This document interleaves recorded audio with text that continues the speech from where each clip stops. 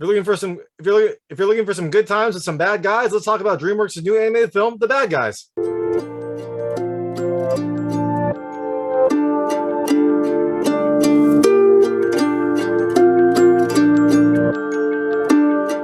everyone, this is David Stark from Watch Your Pass. I'm going to talk to you about The Bad Guys, a new animated film from DreamWorks that has some bad guys trying to be good, but maybe they're still bad and you don't know. And it's a fun animated film. It's great for the kids. My hot take is I actually think you should watch it. It's a fun animated adventure with a more contemporary feel and humor, and it also teaches some pretty good lessons. And for parents that want to know what kind of stuff this movie has, it's actually pretty good. There's some cartoon violence and some rude humor, but overall there was nothing really concerning. And my kids loved it. I loved it. And I think it's fine for pretty much any kids. So I'm going to tell you a little more about the film. A few things I liked, a few things I didn't like, and then go into the ending. So as you can imagine, there will be spoilers. I will keep the spoilers to the ending section, so you can watch this until the ending. But if you don't want to know what happens, turn this off when I start talking about the ending. So in The Bad Guys, you have a group of 5 criminals. You've got Wolf, who's kind of a smooth talker. So you got Snake, who's like a safe cracker. He's also pretty much like the most criminal of them, but it's a cartoon, so they're not all bad, but he's like the most criminal.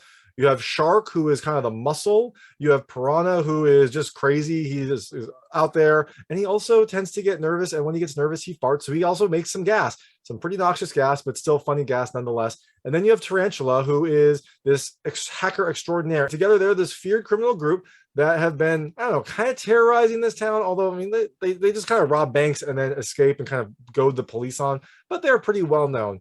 However, so at some point they have a heist that goes wrong. And so because of this, they have to then start becoming good. And that is actually much more difficult for these people that have always been bad. And so they've basically been bad their entire lives. Now they have to try to become good, or else they are going to have some very bad consequences. So it's a really tough change for them. And can they do it? I don't know. We'll find out. So things I liked about this movie. The first is the animation. I thought it had a really interesting animation style. It actually feels kind of like a video game at times. It's like a 3D animated style, maybe like a really high resolution Telltale game. But it has these like cell shading aspects. So like the eyes look cell shaded. There's some kind of accent points on the faces and things like that that look cell shaded. It's a really interesting style, and it comes together pretty well. It doesn't look kind of out of the ordinary, but you do get these kind of like flashes of cell shading accents in there. It also sometimes feels a lot like an anime, because you have these like similar to like a video game or an anime, you have like zoom in expressions, like when someone's face will like zoom into there. They'll have some scenes where you've got like the screen cut into 4, you'll have different things happening, and you also have some over the top expressions. So I just overall I really like the animated style. I thought it was an interesting different look. It didn't look like all the other animated movies. It had kind of its own style, which was really nice. The second thing I really loved are the characters, and as you can tell from the crew itself, they're a very different group of characters that all kind of come together. But what I really loved is that there's a good amount of diversity in the characters themselves. So the characters themselves are diverse in like their background and what they're good at, but they also are voiced by diverse voice actors, and that comes through in the characters overall. I think this film has a very diverse overall feel and diverse cast, and I really loved that aspect as well. You really get like this melting pot feel and a ton of representation in this film. The third thing I liked are the lessons. There's some really good lessons in like choices and stereotypes, and also public opinion and whatnot. And so I thought that it taught some pretty good things for kids in this enjoyable, entertaining manner. The fourth thing I liked, and this was a really interesting one, is the film has a very contemporary feel. I mean, it's an animated movie, but it feels like it was written by someone that maybe, I don't know, was a little younger, or maybe just kind of a little bit more, I don't know, in touch with popular culture. It didn't feel like a lot of animated movies I've seen. The film had a lot of diversity. It had a diverse cast and a diverse crowd. Like the crowd itself felt multiracial. There was,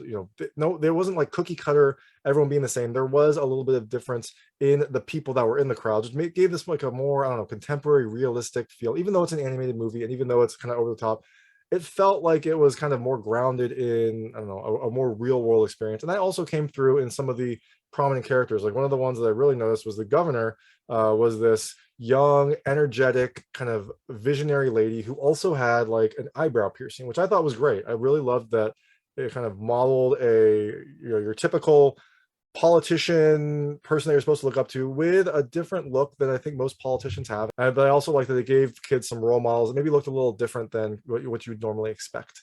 The last thing I really loved are the references. There's a lot of great references in this film. I know some of them. I'm sure there are others I just wasn't catching. Like the wolf was definitely George Clooney from Ocean's 11. Snake looks kind of like Johnny Depp from Fear and Loathing in Las Vegas. I think the other characters probably were modeled after other prominent people. I mean, Tarantula was this like hacker in like a hoodie. I'm sure that has been in some other film. But there were also kind of a lot of movie references that people might not get. There was a Point Break reference at some point. There's a lot of Ocean Eleven's references because this film is about a heist. And there's references to kind of like fairy tales and Three Little Pigs and other stories that all kind of blend together. So it gave some nice, fun things for adults to enjoy as well as kids. Things that I didn't like, and look, none of these were really that bad, so don't worry too much about these. The first is there were, I guess, too many turns. There were a bunch of kind of gotcha moments in this film, and they didn't all seem necessary, but they did kind of provide some nice surprises. But it did feel almost like it was maybe one too many. Again, not a big deal. The second thing I didn't really love is I don't really know how much repeat value this movie has. I liked it. I really liked it. I thought it was a great movie to watch. I just don't know if my kids are going to be watching this more than maybe once. So it didn't feel like one that would be kind of on all the time when it's finally out for home. But that being said, I thought it was a really well done movie, and I think it's definitely something you should go out and see. So going into the ending, and like I said, this is where there will be spoilers. So if you don't want to know what happens in the film, turn this off now. The crew is kind of at the top of their game. They pull off this daring bank heist and just kind of lead the police all through the city, kind of taunt them, get away. They have all this treasure, they have all this notoriety, but there's one thing that they haven't stolen, and that has kind of been the downfall of a lot of crews. It's this golden dolphin statue. It's the award given to the person that does the most good in the city. And a lot of thieves have tried to steal it, but they've all failed. So the crew decides, hey, we're going to get that dolphin. So they suit up, they have a plan, they go to this gala where this dolphin is going to be given.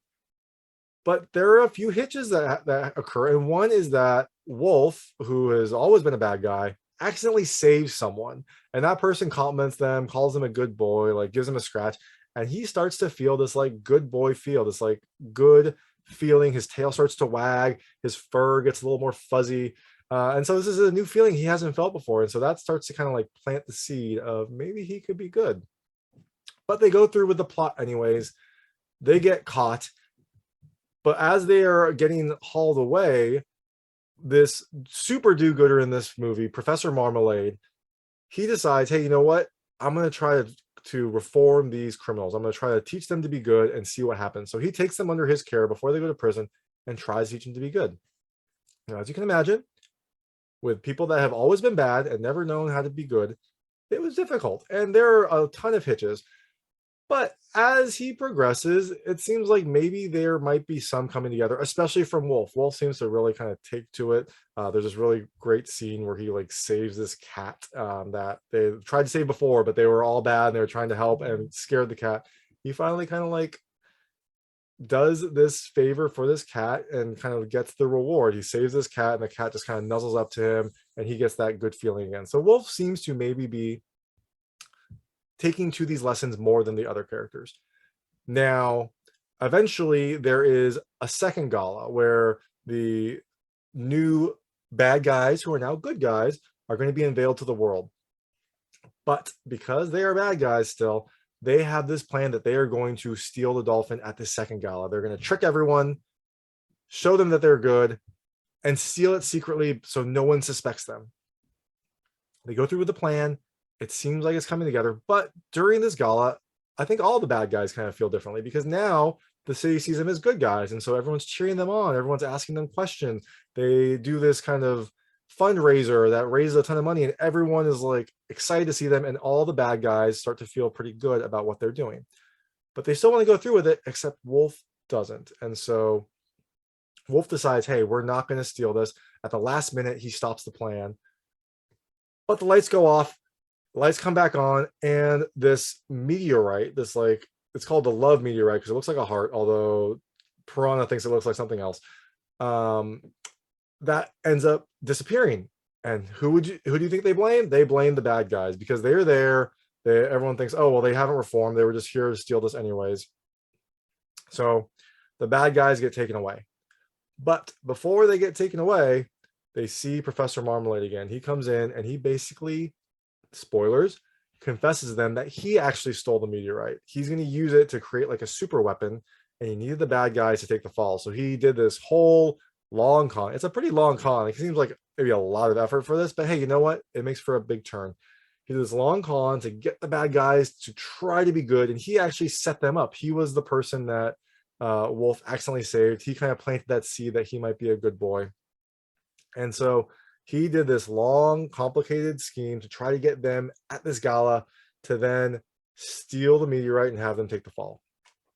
So the bad guys are taken to prison, but the mayor, who I mentioned earlier as one of the things I liked, Mayor Diane Foxington, she suspects that maybe Marmalade is not who he seems.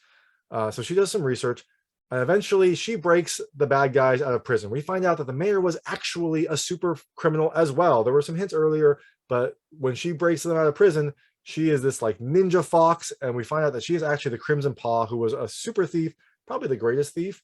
And she was in a life of crime, but then realized that she was basically just kind of living into the stereotypes that they had for foxes. Everyone thought that foxes were sneaky, foxes were cunning. She was a super thief. She was like basically doing what society wanted her to do. So she said, you know, I'm going to change the narrative. I'm going to do something different. She went into politics, became the mayor, and started trying to do good. So she understands where these bad guys are coming from. She also finds out that they actually didn't steal the meteorite, and so she breaks them out. They all break out of prison. And she says, hey, I need your help. I need your help to stop Professor Marmalade. He's using this meteorite to create some weapon. Wolf agrees. The other bad guys decide not to. They don't trust Wolf. They didn't like that he changed the plan at the gala, and so they all leave. So now you have Foxington and Wolf trying to go stop Professor Marmalade, and the other bad guys are returning to their lair. They get back to their lair and find out it's been cleaned out. The police found out where they were because Wolf told them, because he was trying to be good, and took all their loot. So they come back to this house that's empty. And so they're all crying. It's a pretty funny scene because they're all kind of complaining. This is what it feels like to be stolen from. It doesn't feel good when they have been stealing their entire lives. But in this apartment, there is a single push pop popsicle that Snake really likes, but so does Shark. And during this film, Snake has always been kind of taunting him with it. He's been like trying to say like, hey, do you want this? And then he'll eat it. But now he sees Shark is actually feeling bad, so Snake gives him the push pop. And that's like the first nice thing Snake has done. So see, everyone can start to feel good. So that causes the other bad guys to say, hey, maybe we should be good. Maybe we should help out. But Snake doesn't like that. Snake's always been bad. He doesn't want to, even though he did a good thing just now, he still wants to be bad. So he leaves them and goes to Professor Marmalade. We find out he joins Professor Marmalade to help his diabolical plot. So Professor Marmalade's plot is happening. He's using the meteorite for like a mind control device to steal a bunch of money that was supposed to go to charity. It's a very complicated plot because basically he raised all this money. It's going to the charities. Now he's using this like mind control device powered by the meteorite to take it all back. Snake joins him to stay on the bad team. And because of Snake and because he tipped off Professor Marmalade, Foxington and Wolf get captured when they try to stop Marmalade. They try to break in to steal the meteorite. Snake's there with Marmalade. They get captured. They're about to get cut up into smithereens, but the other bad guys show up and they save them. They say, hey, we're going to be good now. So now we have basically Wolf, Tarantula, Shark, Pirhana, and Foxington on one team, and then you've got Marmalade and Snake on the other. Now the good guys come up with this complicated but high energy way to intercept the trucks and get them back to where they need to go. This really intense, high energy chase. All the cars go back. The bad guys are going to go return the meteorite that was stolen and turn themselves in. And they're about to approach the police station. Foxington is there as the mayor, like excited because they're going to finally be good. But they decide against it. They turn around. They say, you know what? We can't do this without Snake. We want Snake to be part of our crew. We miss him. Even though he's bad, we know he can be good. So they go off to try to convince Snake. So they're following Snake and Marmalade in this helicopter. And Marmalade starts using the guinea pigs to try to like get rid of his friends. And they're trying to convince Snake to jump out. And Marmalade basically thinks like, you know what, I can use Snake as bait. So he basically pushes Snake out of the helicopter over this ravine. And so the bad guys, now good guys, floor it in the car, basically avoid this throng of guinea pigs, drive through them, so probably running over a lot of guinea pigs, but you know what, it's cartoon. I bet they all survive, and jump into this ravine, get Snake as he's falling, and then they have this kind of like free fall where everything comes together. Like Wolf apologizes to Snake, Snake apologizes to Wolf, they all make up, but then Wolf uses a grapple gun to hook onto the freeway and save everyone. And as Wolf's saving them, the car hits the ground because they all jumped out of the car to save Snake.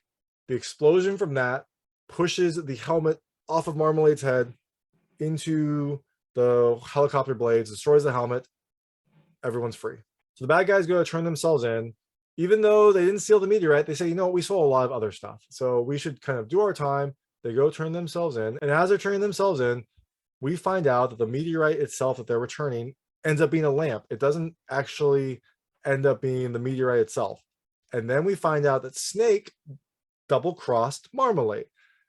What happened with Snake is, after Marmalade left, he used the mind control device to replace the meteorite with a lamp that looks very much like it. He painted it to look like the meteorite, got it in there so that everyone would think that the meteorite was right there, but Snake left the meteorite in Marmalade's lair, and then he turned the power of the machine up to max, dangerous levels. So that meteorite has slowly been cooking, and it eventually explodes as Snake is explaining this. And so you see Marmalade's lair off in the distance just go up in this giant explosion. And as this explosion happens, the fake meteorite, the fake lamp, falls on Professor Marmalade, pins him, and as he's pinned, this diamond that had been stolen by the Crimson Paw, who we know is Diane Foxington, had then been stolen by Wolf when he was trying to pickpocket her, was then stolen by Marmalade when he double-crossed them. That diamond falls out of his pocket. One of the police people there recognized this diamond as this like famous diamond that was stolen by the Crimson Paw. And so they think, okay, Marmalade has this diamond. He must be the Crimson Paw. He must be a master thief.